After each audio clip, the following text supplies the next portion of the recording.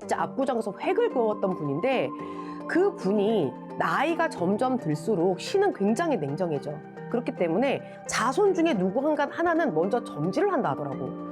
태어날 적부터 이미 이 사주팔자는 무당의 사주팔자로 딱 꼭하니 찍고 태어난 아이들이 있어.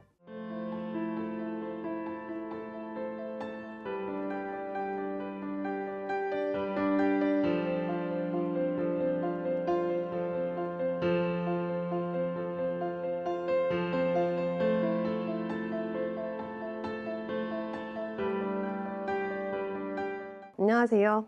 네.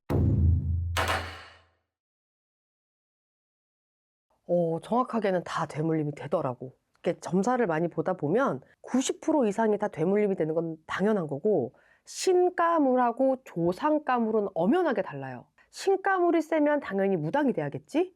조상의 가물이 세면 그만큼 조상을 잘 대우하고 살면 되겠지? 이 신가물 같은 경우는 봐봐, 나 같은 경우 우리 친정아빠가 지금도 현재 현직이란 말이야. 근데 오빠가 있고 내가 있고 남동생이 있어. 근데 이 세 명의 사주가 진짜 만만치가 않아. 정말 뜨악뜨악 입이 나올 정도로 사주들이 다 센데, 보면은 내 동생은, 남동생은 신가물이 아니라 조상가물이 세고, 신의 기운도 있기는 하지만 조상가물이 더 센 거고, 우리 오빠 같은 경우도 원래는 신의 기운이 세기는 하지만 신의 기운으로 가기에는 말문이 터지지를 않을 자손이야. 이게 왜 그러냐면, 신가물이 세다고 해서 무조건 다 무당이 될 수는 없는 게, 어느 정도 말주변도 있어야 되고 인복도 있어야 되고 그 다음에 금전복도 좀 있고 먹을 복도 있고 그래야지만이 기본적으로 어느 정도 이 바운더리가 갖춰져 있을 때 손님이 온다 하더라도 내가 그냥 말을 두두두두두 하는 거고, 그리고 또 어느 정도 인복이 있다 보면 내가 점사를 받다 하더라도 손님을 또 끌어오고 계속 그럴 거 아니야. 근데 이런 복이 전혀 없어. 우리 오빠처럼 인복이 진짜 많이 없어.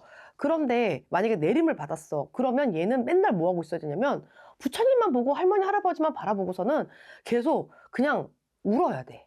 그래서 이 신의 가물도 불리던 신이냐 앉은 신이냐에 따라서 좌지우지가 되기 때문에, 만약에 불리지 않았던 신이야, 그러면 그 신을 갖다가 다시 한번 제대로 회원을 시켜드리고 좌중을 시켜드려서 내가 단지를 모시고 가면서 그렇게 빌어가고 살아가야 된다면 그렇게 눌러놓으면 되는 거고, 조상 가물 같은 경우는 조상의 가물이 왜 자꾸 점점 흘러들어오고 있냐면, 옛날에 어르신들은요, 해마다 때때로 계속 내 조상과 하늘에 또 도당에 그렇게 항시 감사함을 빌고 살았거든. 근데 지금은 내 부모님 제사부터 시작해서 내 할머니 할아버지 제사 다 꺾어 먹어버렸잖아.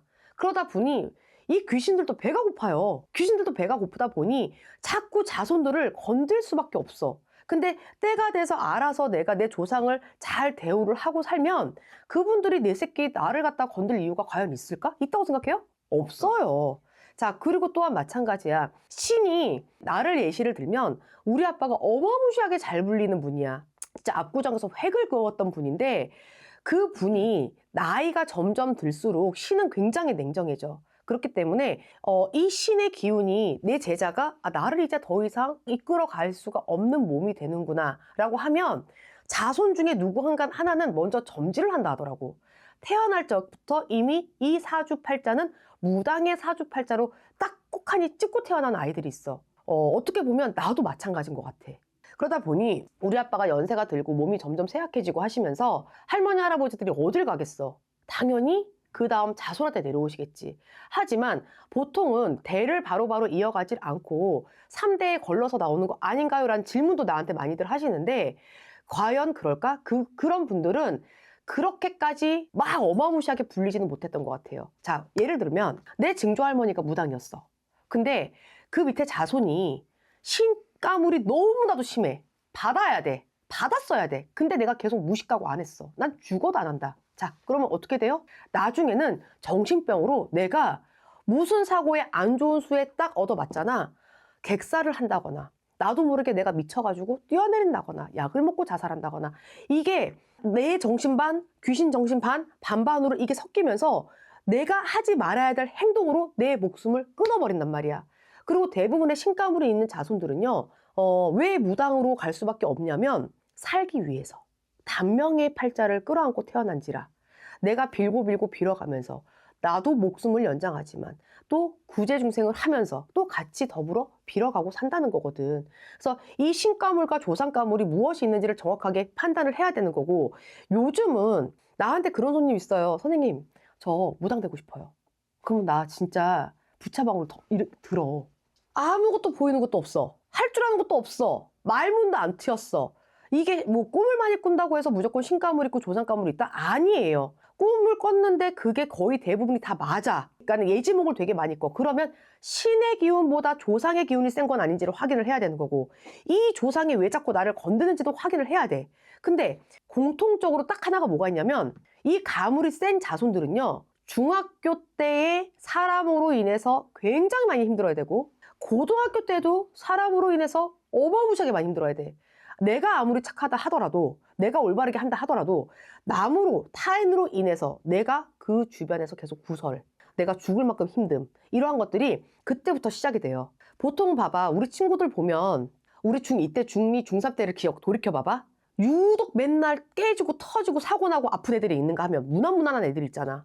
깨지고 아프고 터지고 하는 애들이, 그런 애들이 바로 가물이 있는 자손들이에요. 그러니까 근데 그거를 부모님들이 나몰라라 해버려. 또한 어느 무당집을 가면 그냥 신의 가물보다 조상의 가물이 더 센데도 불구하고 너 무당될 사주야 라고 얘기를 한단 말이야. 그러면 이 사람이 기본적으로 말문이 트여 있고 화경을 보고 들리고 보는 것들이 어느 정도가 있다 싶어야 되는데, 이게 그렇지도 않은 상태에서 그냥 무작정 받아버리고 그냥 다시 덮어버리고 이런 경우가 되게 많아. 신의 가물과 조상의 가물이 엄연하게 어떤지는 정확하게 진짜 여러 선생님들을 보고 상담을 해야 돼요. 그리고 그 선생님이 어떻게 기도를 하고 어떻게 신을 모시며 일을 할 때 만약에 굿을 한다 하더라도 굿하고 나서 이 제가댁을 방치를 하는지 끌고 가는지, 굿하고 나서 내가 항상 얘기하잖아. 굿하고 끝이 아니다. 근데 우리 손님들도 대부분 굿하고 나서 땡인 줄 알아. 내가 나도 한두 번 연락해봐. 이거는 이렇게 하셔야 되는데 뭐 해야 되는데, 근데 내 전화를 안 받는다거나 내가 무엇인가를 제안을 했음에도 불구하고 더 이상 정말 기본적으로 초하루든 뭐든 더 이상 안 와. 그럼 난 거기서 나도 놔버려. 그럼 나랑은 인연줄이 끝이야. 하지만 이게 마음에서 요동을 치고 마음에서 움직이는 자손들이 있어요. 일을 하고 나서도 계속 나한테 매달려. 그러면 우는에게 젖 한 번 더 물린다고 내가 기도를 가서 초 한 번이라도 더 켜주고 한 번을 더 빌어주게 된단 말이야. 계속 이 가물이 센 사주들은요, 올바른 선생님 만나서 그 법당하고 인연이 지어서 그때그때마다 1년에 한 번씩 구타라는 게 아니야. 1년에 한 번씩 치성을 할 필요도 없어. 때때로 계속 빌어주고 그러고 눌러놓고 살아야 돼. 제발 신가물, 조상가물 정확하게 분별을 해서 정확하게 내가 어떠한 가물이 센지를 확인을 하고, 내 집안에 그런 분이 정말 있었다라고 얘기가 든다면, 세존단지를 모셨다는 분이 있다든지 아니면 만신이었던 분이 있다든지, 만신이었는데 불리지를 않았고 불리지를 못해서 되게 시름시름 앓다가 돌아가신 분이 있다면, 그런 분이 계신다면 당연히 모시면 안 되겠지. 대신 대우를 해놓고 살면은 그분이 얼마든지 그 한을 풀 수 있는 기회만 드린다면 얼마든지 자손을 다시 한번 좋은 길로 갈 수 있도록 옆에서 도와주실 수 있어요. 그런 거 좀 잘 알았으면 좋겠어. 네. 오늘 컨텐츠 감사드립니다. 감사합니다.